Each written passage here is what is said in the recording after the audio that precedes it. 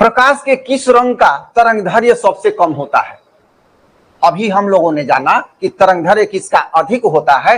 अब ये प्रश्न है कि प्रकाश के किस रंग का तरंगदैर्घ्य सबसे कम होता है। तो यहां समझते हैं, बैगनी दिया हुआ है, हरा दिया हुआ है, लाल दिया हुआ है, इनमें से कोई नहीं। तो यहाँ पर तरंगदैर्घ्य कम की बात हो रही है, अर्थात वर्ण विक्षेपण अधिक किस वर्ण का विक्षेपण होता है, ये बात हो रही है। तो यहाँ हो जाएगा बैजानी ह पिनाला, ये इसका विक्षेपण सर्वाधिक होता है, तो तरंगदैर्घ्य इसका सबसे कम हो जाएगा। बैगनी रंग इसका तरंगदैर्घ्य सबसे कम होगा, वही जो लाल था उसका सबसे अधिक हो जाएगा। तो ये आंसर हो जाएगा इसका ए। आगे बढ़ते हैं 17 नंबर प्रश्न। आकाश का रंग नीला प्रतीत होता है, किस कारण नीला प्रतीत होता है, यह प्रश्न सामने आ गया। तो आकाश का रंग नीला प्रतीत होता है किसके कारण? प्रकाश के परावर्तन के कारण नहीं होगा, प्रकाश के प्रकीर्णन के कारण, प्रकाश के अपवर्तन के कारण नहीं होगा। तो क्या होगा? प्रकाश के प्रकीर्णन के कारण। जो ये कम तरंगदैर्घ्य वाली कलर है, वर्ण है, उसका कणों द्वारा प्रकीर्णन हो जाता है, इसीलिए आकाश हमें नीला दिखाई पड़ता है। एक और प्रश्न आता है कि अंतरिक्ष यात्री को अंतरिक्ष से आकाश कैसा दिखता है? तो काला दिखता है, क्योंकि वहां पर वो कण नहीं होते हैं, इसलिए उसका प्रकीर्णन नहीं होता है। तो यहाँ ये प्रश्न हो गया, आकाश का रंग नीला प्रतीत होता है किसके कारण? एकमात्र कारण प्रकीर्णन के कारण। अगला प्रश्न, आंख व्यवहार होता है। आंख व्यवहार मतलब आंख का व्यवहार, यहाँ लेंस के गुण की बात हो रही है। किस गुण की बात हो रही है यहाँ पर? तो लेंस के गुण की बात हो रही है। अवतल दर्पण की तरह, उत्तल लेंस की तरह, समतल दर्पण की तरह, इनमें से कोई नहीं। तो आंख में जो लेंस होता है उत्तल लेंस होता है, क्रिस्टलीय लेंस ये होता है उत्तल लेंस। तो किस तरह व्यवहार होगा इसका? उत्तल लेंस की तरह व्यवहार करेगा, जाहिर सी बात है। उत्तर हो जाएगा इसका विकल्प उत्तल लेंस की तरह। प्रश्न अगला प्रश्न है, निकट दृष्टि दोष वाले व्यक्ति के चश्मों में होता है। निकट दृष्टि दोष, जो निकट दृष्टि दोष वाले व्यक्ति है उसके चश्मे में कौन सा लेंस होता है? उत्तल लेंस होता है कि अवतल लेंस होता है कि बेलनाकार अर्थात सिलिंड्रिकल लेंस होता है? तो मुख्य रूप से उत्तल अवतल में हमें चयन करना है। तो यहाँ निकट दृष्टि दोष वाले व्यक्ति, एनसीईआरटी बुक पढ़ेंगे तो निकट दृष्टि दोष और दूर दृष्टि दोष एक ही पेज पर फिगर से समझाया हुआ है। वहां स्पष्ट है कि जो निकट दृष्टि दोष वाले व्यक्ति है उसके लेंस, उसके दृष्टि दोष का संशोधन अवतल लेंस से किया जाता है।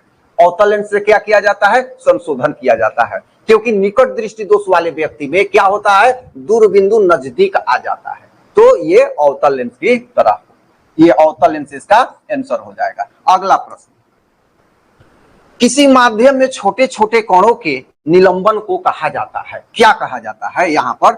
तो किसी माध्यम में छोटे छोटे कणों के निलंबन को कहा जाता है। एनसीईआरटी में स्पष्ट पेज पर है, मैंने पहले ही कहा सभी प्रश्न एनसीईआरटी बुक से ही सिलेक्ट किए गए हैं, पढ़िएगा तो वहां स्पष्ट ये मिलेगा। तो ये क्या हो जाएगा? कोलाइड। कोलाइड जो है ये संतृप्त विलयन और निलंबन के बीच का भाग है, कोलाइड। तो किसी माध्यम में छोटे छोटे कणों का निलंबन को कहा जाता है, क्या कहा जाता है? कोलाइड कहा जाता है। अगला प्रश्न,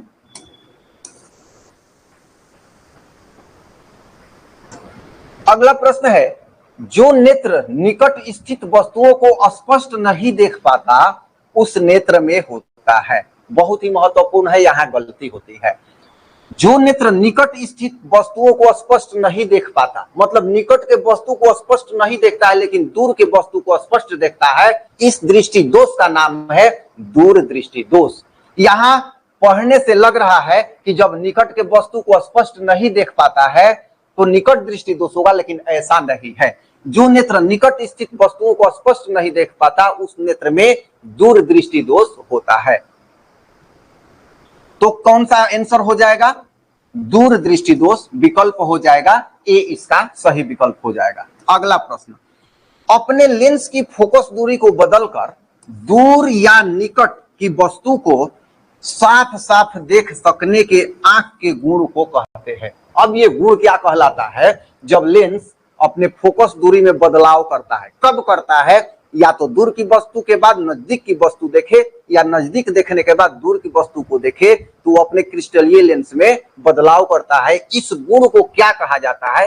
ये पूछ रहा है प्रश्न, बहुत महत्वपूर्ण प्रश्न है, पेज पर भी यह क्वेश्चन है। इसे समंजन क्षमता कहा जाता है। समंजन क्षमता अर्थात जो क्रिस्टलीय उत्तल लेंस है वो पक्षमाभी पेशियों द्वारा दूर अथवा निकट की वस्तुओं को देखने के लिए समायोजित किया जाता है, फोकस दूरी में बदलाव की जाती है, तो उस क्षमता को क्या कहते हैं? समंजन क्षमता कहा जाता है। अगला प्रश्न,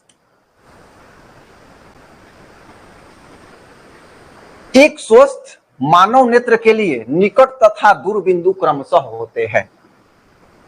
तो दोनों बात पूछ रहा है, एक स्वस्थ मानव नेत्र के लिए निकट बिंदु की भी बात हो रही है और दूर बिंदु, दोनों की बात हो रही है। क्या होता है? निकट बिंदु 25 सेंटीमीटर और दूर बिंदु अनंत। ठीक है, तो निकट बिंदु क्या है? 25 सेंटीमीटर और दूर बिंदु क्या है? अनंत। ये दोनों ही कहां से है? बी में है। यहाँ बी में अनंत है तो 0 है, यहाँ 0 है, 25 मीटर है, तो ये नहीं होगा, ये दोनों के लिए नहीं होगा। ये दोनों के लिए लागू होता है कि निकट बिंदु 25 सेंटीमीटर और दूर बिंदु अनंत। अगला प्रश्न, श्वेत प्रकाश की किरण जब किसी प्रिज्म से होकर गुजरती है तो रंग सबसे अधिक विचलित होता है, वह है, मतलब कौन सा वर्ण, कौन सा रंग सबसे अधिक विचलित होता है? विचलित कौन होगा? सबसे अधिक जिसका तरंग दैर्घ्य सबसे कम होगा। तो बैजानी ह पिनाला, इस सूत्र को याद रखें जो एनसीईआरटी में है, वर्णित है, इंग्लिश में उसमें दिया हुआ है। तो बैगनी क्या हो जाएगा? बैगनी हो जाएगा। यहाँ पर बैगनी जो रंग है यहाँ सबसे अधिक विचलित होती है। इसके बाद नीले की बारी आती है। बैगनी और नीला लगभग एकदम सन्निकट है, तो इसमें दोनों विकल्प भले ही है, लेकिन विकल्प जब आपको मिलेगा तो या तो बैगनी रहेगा या नीला रहेगा। तो अगर बैगनी न रहता तब नीला हो जाता, अभी बैगनी दिया है तो इसमें क्या हो जाएगा? बैगनी। अगला प्रश्न, जो नेत्र दूर स्थित वस्तुओं को स्पष्ट नहीं देख पाता उस नेत्र में होता है। अब यहाँ बारी आ रही है कि जो नेत्र दूर की वस्तु को स्पष्ट नहीं देख पाता अर्थात निकट की वस्तु को स्पष्ट देखता है, तो कौन सा दृष्टि दोष होता है? तो निकट दृष्टि दोष होता है। यहाँ पर यह भी थोड़ा सा उल्टा सुनने में लगता है, लेकिन जो विद्यार्थी पढ़ लिया है, कंसेप्ट समझ लिया है, उसको सही लग रहा होगा। क्यों कहा जाता है किसी वीडियो में यह भी हम बताएंगे। तो जो नेत्र दूर स्थित वस्तुओं को स्पष्ट नहीं देख पाता उसमें निकट दृष्टि दोष होती है। आंसर क्या हो जाएगा? निकट दृष्टि दोष। अगला प्रश्न, मानव नेत्र के किस भाग पर किसी वस्तु का प्रतिबिंब बनता है बिल्कुल आसान, लेकिन कई बार परीक्षा में आया है, इसलिए इस प्रश्न को भी शामिल किया गया है। मानव नेत्र के किस भाग पर किसी वस्तु का प्रतिबिंब बनाते हैं? तो क्या क्या है? कार्निया पर नहीं बनता है, पुतली में नहीं बनता है, परितारिका का काम अलग है, रेटिना अथवा दृष्टिपटल, दोनों एक ही चीज है। इंग्लिश में रेटिना, हिंदी में दृष्टिपटल, और दोनों ही करके प्रश्न आता है, तो आंसर हो जाएगा इसका डी, रेटिना या दृष्टिपटल। अगला प्रश्न, किस दृष्टि दोष में किसी वस्तु का प्रतिबिंब रेटिना के आगे बनता है? रेटिना के आगे, जैसे मान लिया जाए कि ये नेत्र गोलक है तो ये हो गया रेटिना, यहाँ हो गया अभिनेत्र लेंस, तो यहाँ से जो प्रकाश जाती है ऐसे, मतलब ये प्रकाश जाने के बाद ये कट गया तो प्रतिबिंब यहाँ बन गया, मतलब सामने। तो ये किस दृष्टि दोष में होता है? एनसीईआरटी बुक पढ़िएगा, फिगर से स्पष्ट समझाया हुआ है। ये निकट दृष्टि दोष में होता है। निकट दृष्टि दोष में रेटिना के सामने मतलब आगे बन जाता है। और दूरदृष्टि दोष की बात होगी, आगे प्रश्न है तो उस पर भी बात हम लोग करेंगे। तो कौन सा दृष्टि दोष? निकट दृष्टि दोष में, ये इसका आंसर हो जाएगा निकट दृष्टि दोष में। और जब संशोधित होगा, लेंस लगाएंगे यहाँ पर अवतल, तो ये चला आएगा बिंदु यहाँ रेटिना पर, तो सही दिखाई देने लगेगा। अगला प्रश्न, श्वेत रंग कितने रंगों के मेल से बना है? ये प्रश्न आसान है, कई बार आया है। 3 रंग नहीं, 4 रंग भी नहीं, 5 भी नहीं, 7 रंगों के मेल से बना है। आंसर हो जाएगा डी, बैजानी ह पिनाला, ये 7 रंग ये इससे मेल से बना है, श्वेत रंग बना है। अगला प्रश्न, नेत्र की समंजन क्षमता कम हो जाने से उत्पन्न होता है। नेत्र की समंजन क्षमता जब कम हो जाती है तो क्या होता है? निकट दृष्टि दोष ये नहीं होता है, दूरदृष्टि दोष भी नहीं होता है, वर्णांधता भी नहीं होता है। वर्णांधता का मतलब कलर ब्लाइंडनेस, मतलब लाल को वो लाल नहीं देखेगा व्यक्ति, तो ये भी नहीं होता है। जरा दूरदृष्टिता, एनसीईआरटी लिखता है जरा दूरदृष्टिता, यहां दिया है जरा दृष्टि दोष, तो यही सही होगा, विकल्प क्या हो जाएगा, सी। अगला प्रश्न, इंद्रधनुष का बनना किस परिघटना पर आधारित है? तो इसका विकल्प देखते हैं, प्रकाश का परावर्तन, प्रकाश का अपवर्तन, प्रकाश का वर्ण विक्षेपण। यहां रुकते हैं थोड़ा सा, इंद्रधनुष की बात हो रही है और इंद्रधनुष में 7 रंग होते हैं, बैजानी ह पी नाला। तो यहां पर सीधी सी बात है, हम आंसर करेंगे, सबसे सटीक है। थोड़ा सा प्रकाश का अपवर्तन इससे मेल खा रहा है, लेकिन ये विकल्प नहीं होगा, यहां सटीक होगा प्रकाश का वर्ण विक्षेपण। प्रकाश का वर्ण विक्षेपण मतलब प्रकाश का 7 रंगों में टूटना, और इंद्रधनुष में भी 7 रंग होते हैं, तो ये इसका सही उत्तर हो जाएगा। अगला प्रश्न, चंद्रमा पर खड़े अंतरिक्ष यात्री को आकाश प्रतीत होता है, मतलब किस रंग का दिखाई देता है? बहुत महत्वपूर्ण प्रश्न है, एनसीईआरटी के पेज पर भी ये प्रश्न है, एनसीईआरटी बुक में।